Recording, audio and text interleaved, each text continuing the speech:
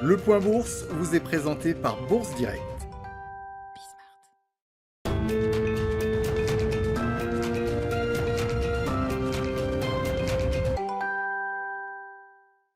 Bonjour à tous, la tendance est en léger recul ce matin à la Bourse de Paris alors que les investisseurs ont pu suivre ce week-end une première réunion du G7.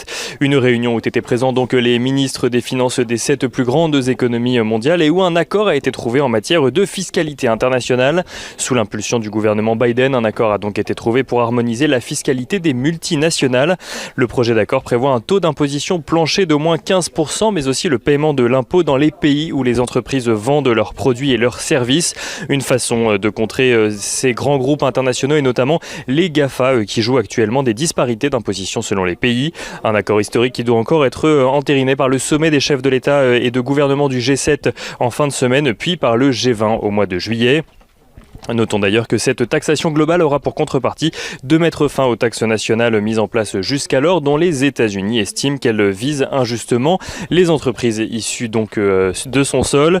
Les investisseurs qui suivront également dans la semaine qui s'ouvre l'indice Sentix de la confiance des investisseurs, le PIB de la zone euro au premier trimestre, mais aussi et surtout la réunion de politique monétaire de la BCE, ainsi que l'évolution des prix à la consommation aux États-Unis en fin de semaine. Du côté des valeurs, on note que Euronext annonce la cession d'Oslo Market Solutions à Infront, l'un des principaux fournisseurs européens de solutions pour les marchés financiers. Carrefour annonce de son côté ne pas reconduire son alliance avec Tesco dans les achats après le 31 décembre prochain. Une alliance qui a permis aux deux groupes de bénéficier de plusieurs opportunités d'achat conjointement.